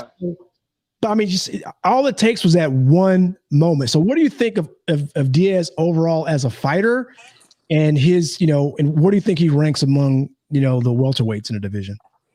I mean, he's really a 155 pounder. So I don't really rank him as a welterweight because he's really a 155 pounder. And when he is in shape at 155 pounds, he's hard to deal with. Yeah. At any level, he's hard to deal with. But I just don't think, I mean, he gave Leon Edwards an opportunity to fight. It's a big fight for Leon. Nate's a big draw. So that was a good deal for Leon as far as getting his notoriety up, so to speak. Mm-hmm. For him to get, a shot at the title possibly. But Nate is definitely, he's good for the sport because of what he does. I mean, same thing with Conor McGregor. Right. He ain't looked great his last few fights, but what he does outside of the ring and the following that he has, he will always have a fight in the UFC whenever he wants to fight. Same thing with Nate Diaz. He has that same kind of aura and karma about him that will allow him to be able to draw in at any time. And his brother too. Nick ain't fought I don't know how long, but he still I mean, if you notice when they put the camera on him, the fans went crazy. Yeah. You know, so and that's one of the things that they have about them, and that will always be intriguing, and the UFC will always give them a fight until it's a situation to where they're just getting dog walked, and it's like, okay, y'all probably need to retire. But you know, you can see at any point, they can come back. Like, who would have thought? He got his ass whooped for 24 minutes. Yeah. And then the last minute, he almost won. Yeah, I was telling a guy I was watching it with, man, I was like, Leon really needs to sort of like step it up and just try to put this guy away, because you don't want him hanging around. Yeah, it's tough to put him away. He's bleeding and he's just still there. Yeah. So maybe it was kind of like what you were saying before when you was fighting that guy in Australia. You kicked him, or he kicked you first, and you were like, yeah, right? You kicked him. He didn't really like. He was like, yeah. You were like, so it's kind of discouraging, right? It's like, yeah, what am I gonna do? So I think maybe Leon felt that way last night, because he was like, he's cut, he's bleeding, but he's like still like right there in your face. Bro, he hit him with everything. Yeah, he took Leon's best shot. Yeah, right. You know what I'm saying? He took his standing there. He took his best shot, and that's the thing about him. I don't know if it's due to the triathletes that they do and stuff, but they are both of those dudes are hard to put away. Yeah, and they're always in shape, and they always try to keep pressure on you, man. Yeah. And it's like, you know, I mean, probably my 4th fight ever, I hit this dude. People always ask me what was my toughest fight. It was against this guy named Doug Carpenter in a 4-man tournament in Houston, Texas, like my 4th fight. I hit this dude with everything possible, and he was still standing. And it's like, when you do that, it ain't nothing you can do but just try to hang on and survive. Yeah. Hang on, survive, point him out. So, so with that, do you think Edwards deserves a title shot of whoever? I guess it sounds like Covington is going to fight Usman again. That's going to be the next fight. So do you think Edwards has the winner of that fight? And then, depending on who it is, let's talk both. I think it's going to be Kamaru, but let's say it's Covington. What chances do you think he has against either one of those guys, or both of those guys? I think he has a great chance against to both of them, to be honest. The thing you have to worry about with Usman is his power, and he has 1-punch power. And if he touches you and rocks you, then he's going to grab you and dump you and do you dirty. Yeah. Anybody that can use technique and get in their bag of tricks on Usman can beat him, as long as they can stop him from grappling. Well, I mean, if you look at when he fought Gilbert, Gilbert was giving him that work. But I think Gilbert was just too young at that particular time. Well, he kept catching him with those jabs. Yeah. He did. He changed over coaches, right? And that guy's more of a boxing type of coach or a striking coach. I don't know. Is that true, or I don't know? I feel like I don't know if you remember the WBC champion. He might have been IBF. Stevie Johnson from back in the day. Yeah. Trevor was his coach. Trevor, that's his name. Yeah, really? Okay. Yeah, Trevor was his coach back in the day. So Trevor's a boxing guy. Okay. He's a boxing guy, but he's been working with MMA fighters for several years. He's got, Gaethje had an interim title. Rose has been champion twice. Right. He's got Kamaru as a champion now. Nathan Marquardt was a champion in Strikeforce and King of Pancrase. So he's had several, and then he had Dwayne Ludwig was a champion at a Canadian promotion. So he's had a lot of champions in mixed martial arts because he's been doing it a long time. But I'm sorry. I was asking Bug, is she following all this? Oh. Hey, I'm listening, so that way, if I'm ever caught out some, There you go. There you go. I'm gonna That's just what start dropping names like I know what the hell. that's what we doing for you. All right, cool. I'm cool. gonna say I'm gonna need a printed transcript from tonight. Okay. But back to your question. I think he has a good chance at both. Okay. For one, he's gonna want redemption against Usman because he lost to him. So that's going to be a motivating factor for him in that particular fight. Do I think he'll win? No, probably not. But he does have a chance. I think he can beat Kobe too. Okay. But again, I remember thinking to myself before last night's fight that that's going to be like a super tough fight for Usman. But again, I think Usman will win too. But after last night, when he didn't really like put Nate away like he should have, I was maybe But Nate's only been put away twice, maybe. Yeah. In his career. Yeah, the head kick from Josh Thompson, and then I think he had one stoppage, but he wasn't out. Okay. So to judge it on that's Nate. That's Nate did. Yeah. Not a lot of people are putting him on the floor. Because I was like, I was kind of hating on him a little bit. Yeah, no. The whole thing, but he's legit. That's okay. Yeah, that's cool. Yeah, his chin. Yeah. All right, I think my new favorite MMA fighter is Brandon Moreno. Came too strong last night against Davison Figueiredo. Figueiredo, I think is how you say his name. I remember watching the first fight they had and thinking that was a really badass fight. Throwing punches. I think Figueiredo was heavily favored in that fight, and Moreno hung in there and showed that he's a dog in there. Yeah. Then of course last night he pretty much dominated that fight. Yeah, he did. Dominated it, took the guy's back and choked him out, which is crazy.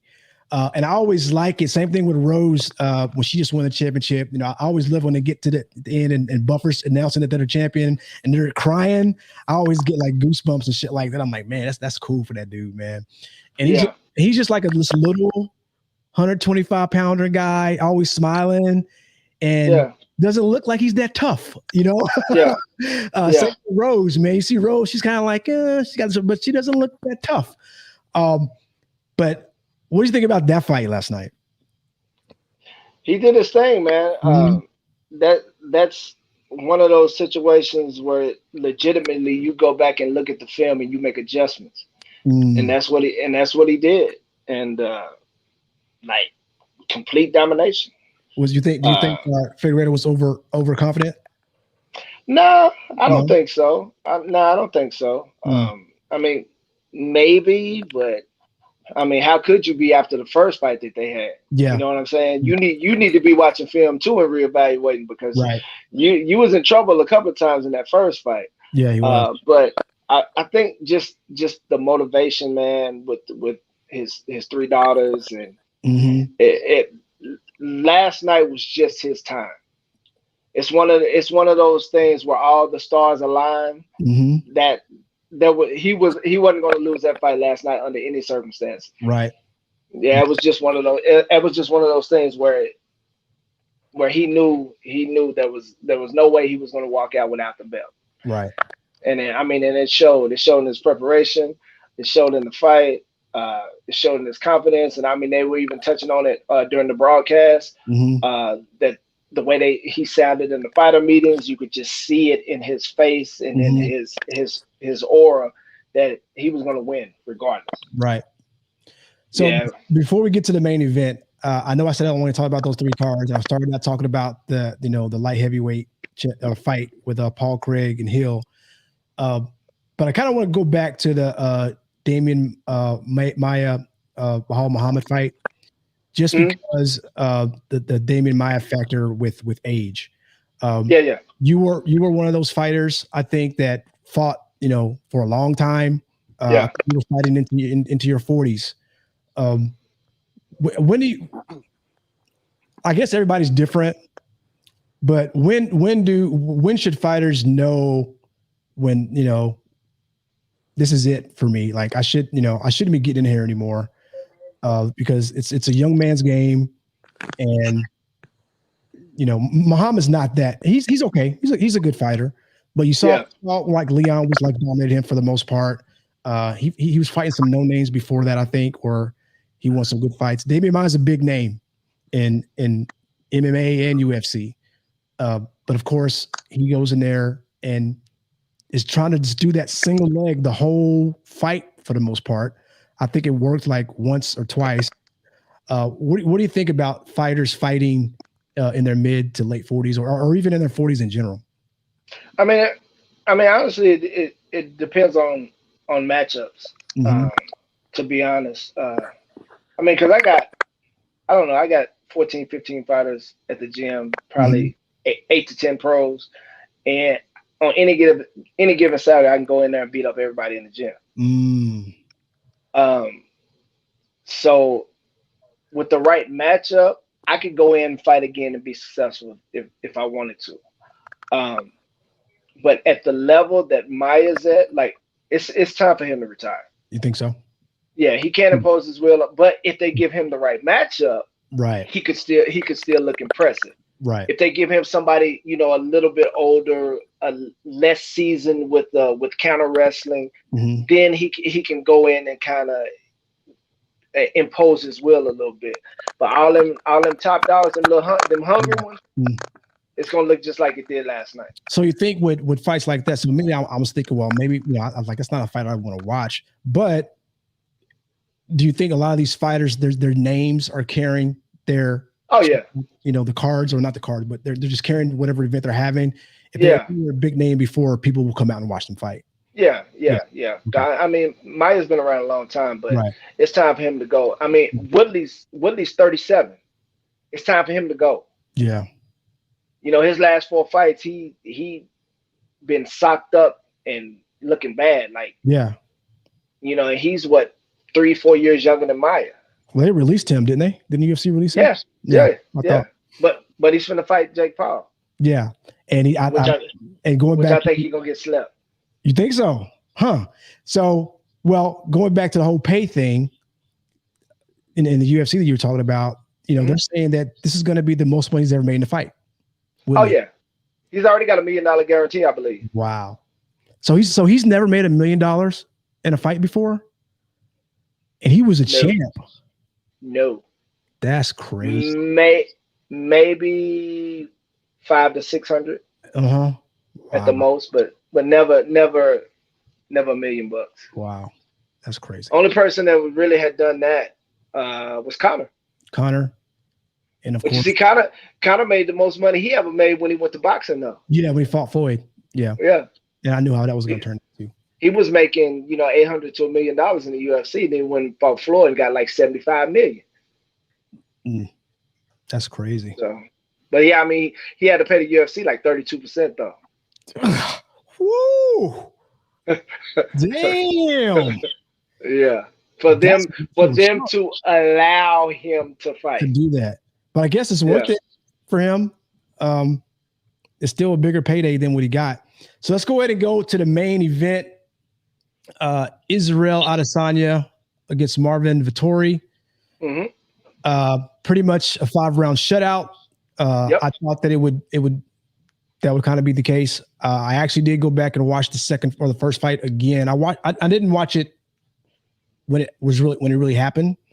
I had to go back and watch it leading up to this fight. And Vettori's adamant that he won that fight. I don't think so. Just watching it. I mean, I'm just a rookie novice guy, but I feel like I've called a few fights and I've been right a lot. After it was, sometimes I just for fun I write down every round who I think won. I do that. And so most of the time I'm right if it goes to a decision. So that one I thought he won. This one, I mean, it looked like easy work for Izzy. Stayed on the outside, just kind of touched him up. I think he wanted to knock him out, but Vettori's a tough dude. He's hard to put to sleep. So what were your thoughts on that fight? It went exactly how I thought it was going to go. I told on the radio show with Xavier, I told him it's gonna be. Is he gonna pick him apart 5 rounds? Mm-hmm. I didn't think he would knock him out, but I thought he would just pretty much pick him apart and beat him up for 5 rounds, which is exactly what happened. Is there anybody in the middleweight division that can touch Izzy? I don't think so. So I haven't seen him. So Whitaker's going to get his chance at a rematch. It looks like. I feel like I don't think he can beat him, but I feel like he's gotten a lot better since that fight. At least the fights that he fought since fighting Adesanya have been impressive. Oh, you talking about Whitaker? Whitaker, yeah. So what do you think about his improvement? Since that fight, and again, does he have a chance? I guess everybody has a chance, but he fought who gassed him last? Kevin Gastelum? Let's see. Yeah, I think he fought him last. I think he fought Gastelum last, and he still ain't got nothing. He knocked out. He still ain't got nothing. Yeah, he still ain't got nothing for Izzy though. Yeah. So do you think Izzy goes back up to light heavyweight to try it again? No, just too heavy for him. He's got to. He's got to clean out he's got to go ahead and clean out his division and leave no doubt in anybody's mind. It might be some doubters and some naysayers, but with Whitaker thinking Whitaker can get him, but he needs to close the chapter on that particular rematch, and then I don't know, maybe Kevin Holland can go get him a couple more wins. I was just thinking Kevin Holland because when he fought Vettori, I was like, okay, we're gonna see what he can do now. But the ground game just isn't there for him, right? He has a jiu-jitsu game. Okay. He doesn't have a wrestling game. Okay. That's why he's at AKA now, training with DC. Right. So all he has to do is be able to defend the takedown and get back to his feet, and he beats Vettori. Right. Vettori just took him down and held him down a little bit. Yeah. Yeah. Fight. And then he just he couldn't stop takedowns and he couldn't get up. Yep. So once he gets that figured out, I like Holland. He's talker. That one fight I thought he did a little bit too much. Where was it the Vettori? What was the fight before Vettori? Because he's lost 2 in a row, right? Oh, it was Brunson. Brunson, yeah. Yeah, that fight, he was acting same thing. Weird. Yeah. Brunson kept taking him down, and he was just doing some weird shit, talking to like Joe Rogan or somebody on the side and stuff like that. And so, and then he lost to Vettori. So he lost 2 in a row. Same thing. He's somebody who wants to come up. He's a Texas kid, right? Yeah, he's from Fort Worth. Okay. Oh, Fort Worth. He was on a 5-fight winning streak. Right. And he was fighting a lot. He was fighting a lot. Yeah, he was like felt like it was on every other card. I want to say he made 400,000 in like a 3 or 4 month span. Really? Wow. All right. Well, cool, man. Thank y'all for coming on. Actually, there's one more thing I want to just talk about that was kind of funny. This dude on the news, I don't know if y'all saw this back when it happened, but this guy's name is Jeffrey Toobin. He's like a lawyer and commentator on CNN. But recently, he was on, during COVID, he was on like a Zoom meeting with all his team or his staff or whatever. They went on a break. He starts jerking off and didn't know that his camera was still on. So oh man, this is my first time hearing this. Okay, so I'm gonna show you this. I'm gonna show you this clip, right? Because hold on. Man. So he's these guys that come on the news, they work for a lot of different people. He had like a news. What is that? Does that mean? Somebody crackling. Oh, is that you, bud? Crackling? I'm gonna mute you right there. Yep, that was definitely you. She took it off. Oh yeah. So anyway, that happened like I don't know, several months ago, and so All right, I'm gonna let you back on. All right. All right, I'm sorry. This is making me crazy. So anyway, so he gets fired from one gig that he has. He was like a writer for some magazine somewhere. But CNN decides to bring him back to do what he was doing before. And so he comes on, and of course, when you come back, you gotta talk about this shit, right? And so there's this really awkward interview that they have. Like the first day he gets back, I want to show y'all. And watch, there's this dude that's in the background because like during this segment, I guess CNN has like they've got like an open newsroom where people like working in the back. There's a guy in the back, like he's working. He's looking over. It's just as funny what he does. But let me share my screen real quick again. Hold on, and run this clip. And I just think it's awkward but funny. And then the lady that's interviewing the dude is she's it's weird for her too, obviously, because I guess they were colleagues or friends. But it's just I think it's funny. So let's just watch. It's about 2 or 3 minutes. Hello, Allison. It's been a while. It has been a while, indeed. I feel like we should address what's happened in the months since we've seen you. Some of our viewers may not know what has happened. So I guess I'll recap. I'll do the honors. Help yourself. Okay. All right. So right there, right. So she's already feeling funny, right?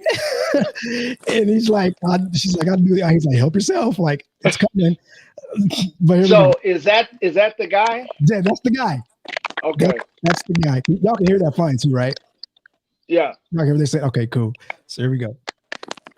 In October, you were on a Zoom call with your colleague from the New Yorker magazine. Everyone took a break for several minutes, during which time you were caught masturbating on camera. You were subsequently fired from that job after 27 years of working there. And you since then have been on leave from CNN. Do I have all that right? You got it all right. Sad to say. Okay, so let's... No shame. Hey, here's the thing. I'm going to play a little more in a second. But see, here's the thing, right? It takes balls, bro. I mean, they must be paying him a lot of money.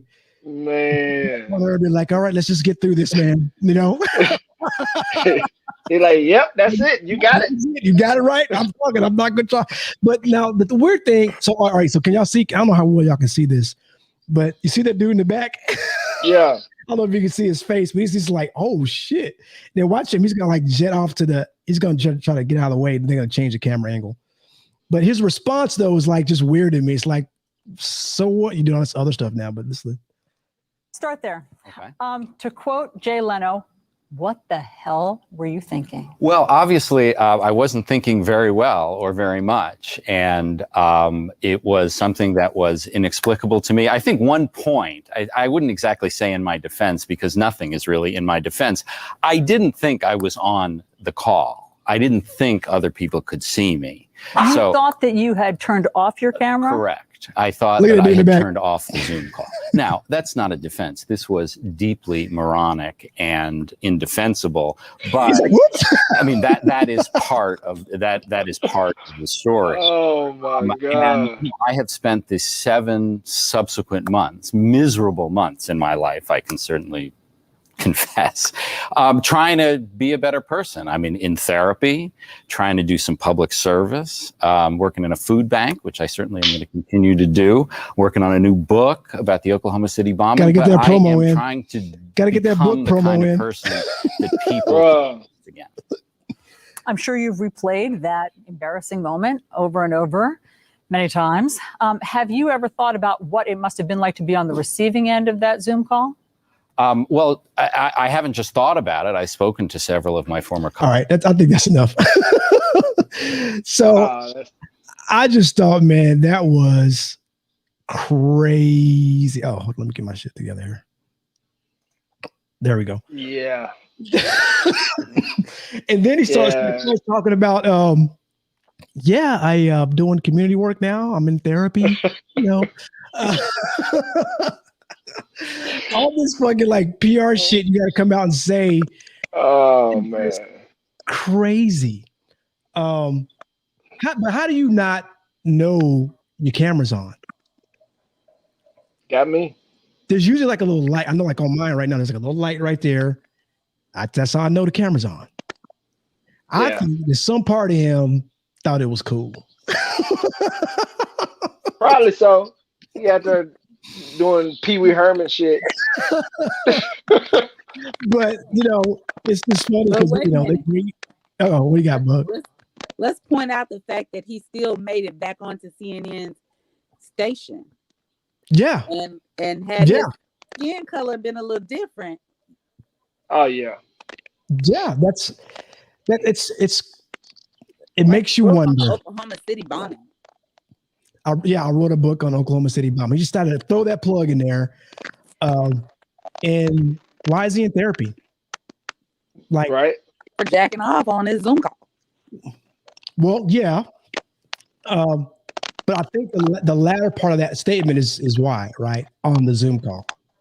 Right? Because jacking off is just one of those things that, it happens. People do that, But you may be a little sick if when you do it on Zoom call. You're in a professional meeting with your colleagues and you're trying, like, maybe there's something there that's like getting him off, even if he thought he was off. Let's say we'll give him that he thought he was off camera. But he knew he was in front of that camera, and he knew that he just got that meeting with some other folks, and they was on break. So, I'm on break. I'm gonna go ahead and squeeze one out because that feels a little freaky. You have to turn the camera off yourself. Yeah, it's that weird shit that And I'm saying I've been in a lot of Zoom calls. I'm in Zoom calls every day. So when you're off the call, you're even if like you're playing to come back, right? What everyone does is they immediately turn off their camera. Right. And you can still see them there, but the camera, they turn off the camera because, you don't want to sit here waiting on the meeting to start. You're sitting there like, looking weird, right? Yeah. So you turn your camera off. You mute it and you turn it off. Right. You mute it and you turn it off. And he didn't know it was on. BS. I don't know. Maybe it was a touch screen and he thought he touched it. So, turned it off. All right. So let's take away the fact that we can have the opinion that had he been black, he probably would have got rehired. But let's throw that out, and let me ask y'all both this: do you think he should have been fired?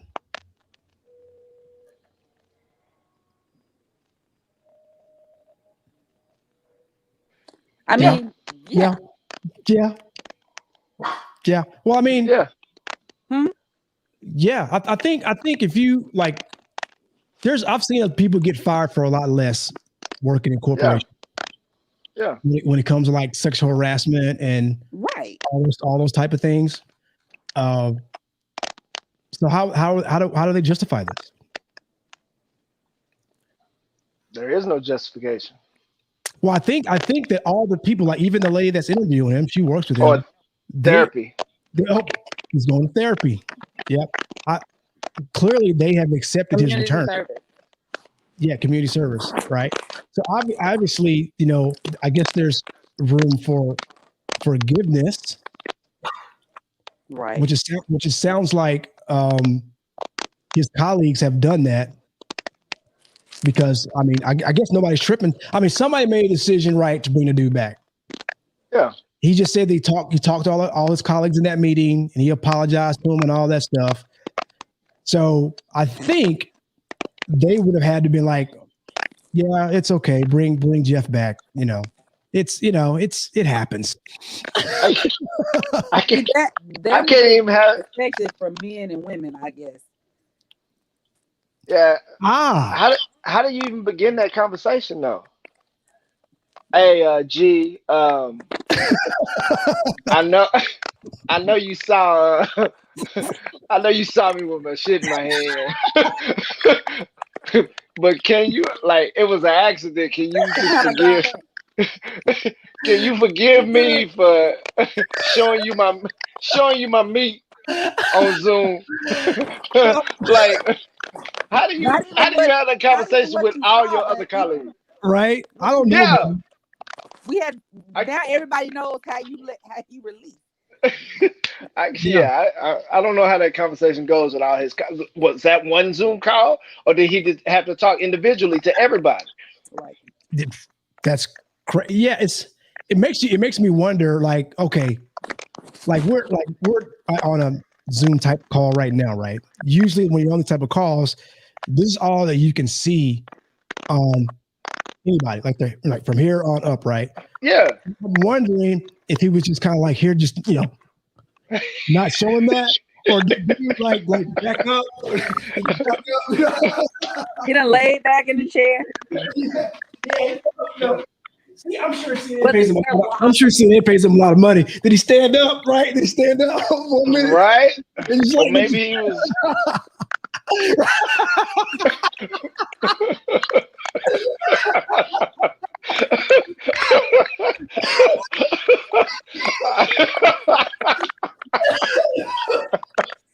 I'm sorry. Oh man. Oh my God. There had to be a different perspective. Was it all men on the Zoom call? Don't know. Very interesting. Do you think there was a female? It's a lot of unanswered questions. I'm pretty sure there was at least a woman on there. No, I mean, what if there was a female that did what he did? Oh, that's interesting.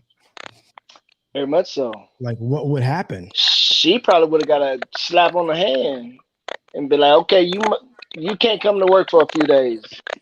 Oh, you think so? Yes. Bug? No, I don't think so. I think you she don't think would have so? been. Well, I don't She know. would have been fired? If she was a female and there were all men on the Zoom call, nobody would have said probably anything. would have gotten promoted. She's the new senior VP. Nobody would have told it. Right? Allison, you're getting promoted. She'd be locked in. Oh shit! Oh my goodness! Wow. Yeah, somebody. I mean, a woman definitely told it on him. Or else he probably wouldn't even been doing it if it hadn't been no ladies on the call. But yeah. I mean, there's some stranger things have happened. But yeah. It is Pride Month.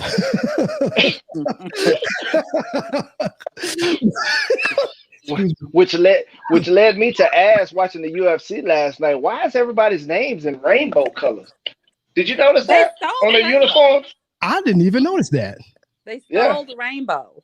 If you go back and look on the back where they got their name, it's in rainbow colors. Oh yeah, they paid for that spot. The LBGTQ community paid for that. Whoever the Pride people are, I should say. Well, they're on the media. Oh yeah? Really? Oh yeah. Mm. I mean, that's evident when you look at TV.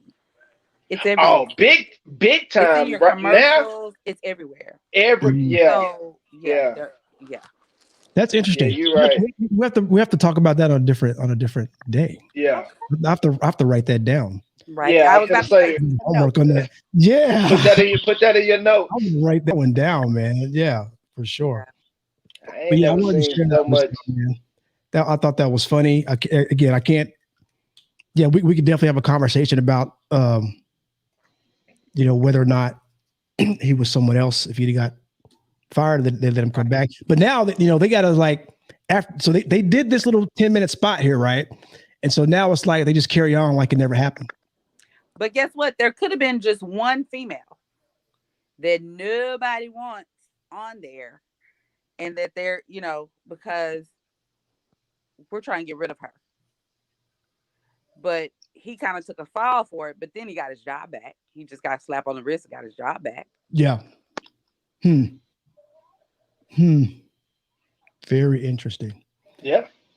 All right, guys, it's 11 o'clock. We're going to wrap it up. I really do appreciate y'all jumping on. Like I said, last week I did it all by myself, and I was kind of like, ended up just making a few clips. And thank y'all for watching those. I appreciate it. And I'm still working on this thing.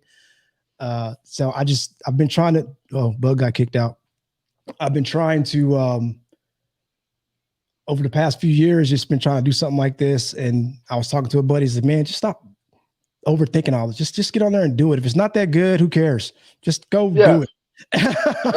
Exactly. You know, and it's fun for me. You know, you and I haven't talked in a minute, so I'm again excited that we have this opportunity to come on and talk today and catch up, talk fighting. I really do hope you'll come back, especially after the UFC events. Just to, you know, before now, I was trying to find that radio, but I couldn't. I was trying to find a free app because I know it's like a San Antonio station. Oh yeah. And I was clicking on that. It was taking me to some weird website, and I couldn't figure it out. So do you know like an easy way to get there to listen to that? I'll find out and let you know. Yeah, okay. Because obviously I'm not in that area, so I can't just turn the radio on. So yeah, that'd be cool. I've seen your all the posts that you put in there whenever you're going to do that. So I think that's pretty cool. Who is that guy that you're working with on that? Oh, he's a famous DJ out here. Oh, really? I first found out about him when he was on 98.5 The Beat out here. Okay.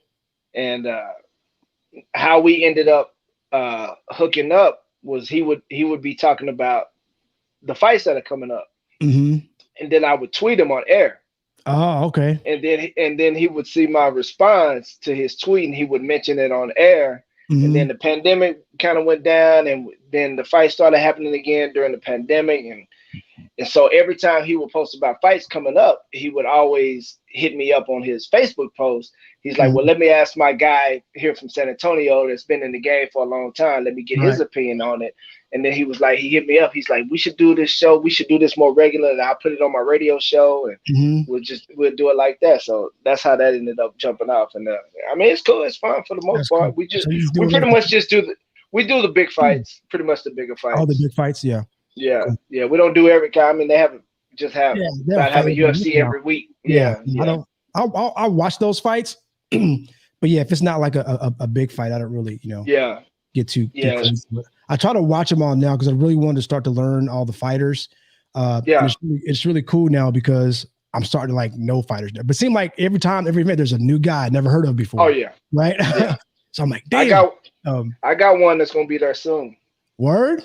Yeah, he's gonna be fighting on the Contender Series in September. Mm-hmm. And if he gets a dramatic finish on that show, then he'll be in the UFC next. What's his name? CJ Vergara. CJ Vergara or Vergara? Vergara. Yeah. Cool. Vergara. I saw that. Since you've been watching UFC so much, do you have Fight Pass? I got ESPN Plus, so I don't know if that's Pass. His fight will be on Fight Pass because I want to say it was the first. Plus. I meant ESPN Plus, not UFC Plus. Yeah, well, you came to a Fury promotion when you came to my fight that one time, right? But now that promotion streams on Fight Pass. Okay. On UFC Fight Pass. Okay, I can check that out. Yeah, so to watch his last fight, you can see his last fight where he got the belt. It was a crazy fight. What weight class is he fighting in? 125. Oh, damn. Okay. All right. Flyweight. Yeah. So yeah, he'll be there soon, man. Okay. He's gonna be on the Contender Series, and then he's gonna be. When is the Contender Series starting up? I always see the promos for that. I keep catching when it starts. I think the first new one is gonna be September 7th. So do they film those in real time, or is it like a week delay? How does that? Oh no, it's real time. It's real time. Okay. Yeah. Okay. Tuesday night should be Tuesday night, September 7th, live. All right, man. Live on UFC Fight Pass. I'll be watching and I'll be pulling for your boy, dog, for real. Appreciate it. How long you been working with him in the gym? Oh, he's been with me like 11 years. What? How old is he? He's gonna be 30 his next birthday. Okay, so he's his prime, baby. Yes. 30, man. That's like. Yeah, I've had him since he was like 18, 19. Yeah. That's straight, man. That's straight. Yeah. But all right, man, I'll be in touch, bro. All right, no doubt. Even if it's not UFC stuff, I just because you always fucking make me fucking laugh. So that's what's up. So, I would love to just have you on just the bullshit. I talk about whatever funny shit I find on the internet. But we got to touch on the what's the rainbow thing? No. Oh. What are you doing? the oil check. Yes. Oh yes. Oh God, I almost forgot about that. We definitely got to follow up on that shit, man. Yeah. I definitely want to hear your experience and what that was like for you. Before we go, I'm gonna tell you, I was my brother is Fonso is married to Reggie Perry's sister. Okay. And so I was, visiting him a couple years ago, and Reggie was at their house, and he told this funny ass story, dude, about his exam, and he was just like, "Man, don't let people lie to you about this exam," and it was super funny, man. But yeah, let's save it. Hey, if you're available next week, let's do it next week. I don't know. Let me know. Check your schedule. Let me know. If not, I'll save it. I'll save it if not. That's what's up. Okay, man. I got a great one. I got a great story about it. I can't wait. All right, man. Thanks, man. All right, bro. Appreciate you coming on. I'll talk to you soon, bro. All right, take care. All right, guys. We out. Thanks for tuning in.